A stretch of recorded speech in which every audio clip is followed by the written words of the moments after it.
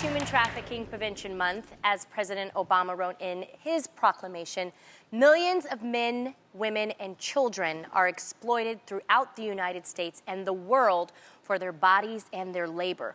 This crisis is near and dear to us, and our very own Jeannie Mai, who traveled abroad last summer to fight this injustice.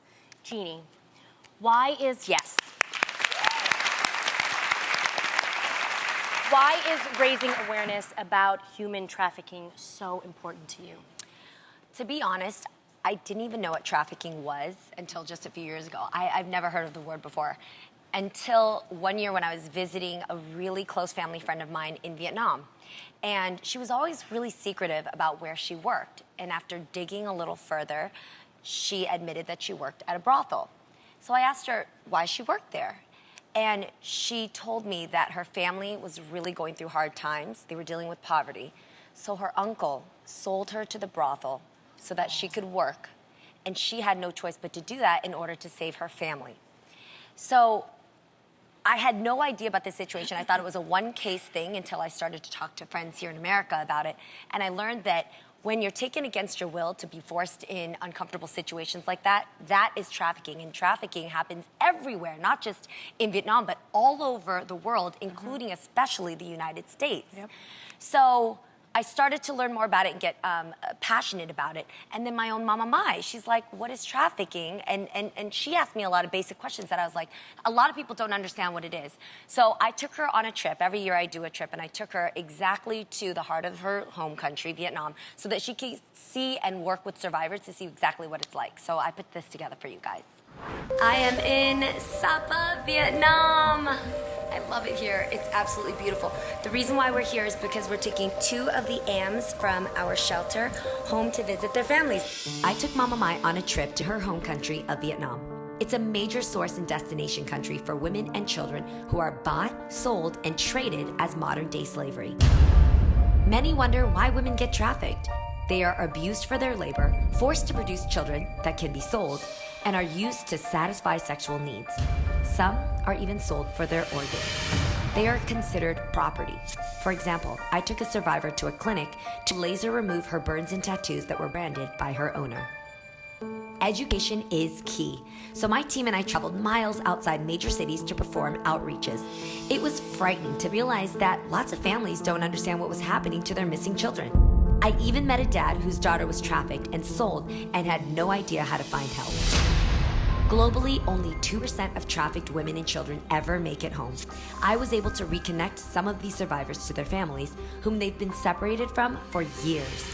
Some women can't return home, either because it's unsafe or their relatives are guilty of selling them. At the Pacific Links shelter, we bonded with the ladies to rebuild their confidence. Trafficked women have been kidnapped, raped, tortured, sometimes killed. 45 million people today around the world are enslaved. And after experiencing these personal stories, I have dedicated my life to bring hope to these survivors to put an end to human trafficking.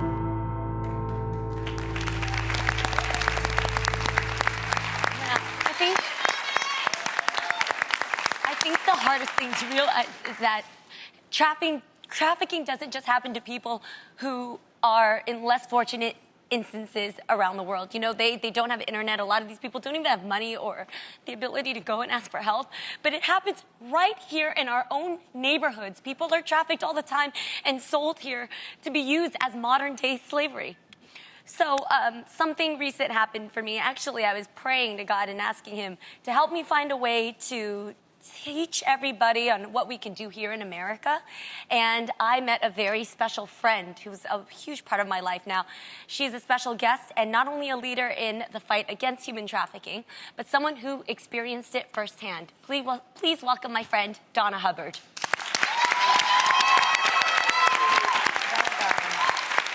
Donna, when we met, we couldn't stop talking. We laughed, we cried together, and you told me about your personal experience with trafficking at the age of 16. What happened and what made you fight trafficking today? I was a young woman, a young mother, and many times when you are desperate, you make desperate decisions. And I I fell in love with a man that I thought was the man of my dreams. He told me he loved me. I was the most beautiful thing I'd ever seen, and he would take me out and walk me around. I was his arm candy. And I went to a party with him, and I was in a penthouse, y'all, drinking champagne. That was a big deal for me. I was a young mother with these small children, trying to fit in, trying to find a life for myself. And when I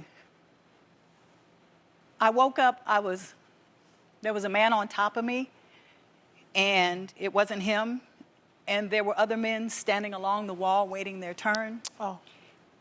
And I didn't know the men that had abused me, but they knew who I was, and would see me out at night in clubs and restaurants and would whisper things in my ear. Again, I was raped by one of them, afraid to say anything. Made it impossible for me to stay there, and I moved to the other side of the country.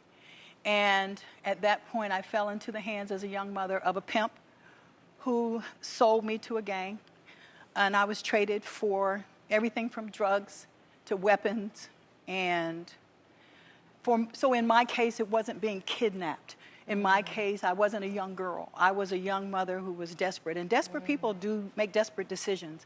And what's most important for people to understand is that those kind of decisions put you in a vulnerable position and make you vulnerable to traffickers who will take advantage of people in those vulnerable positions. Wow.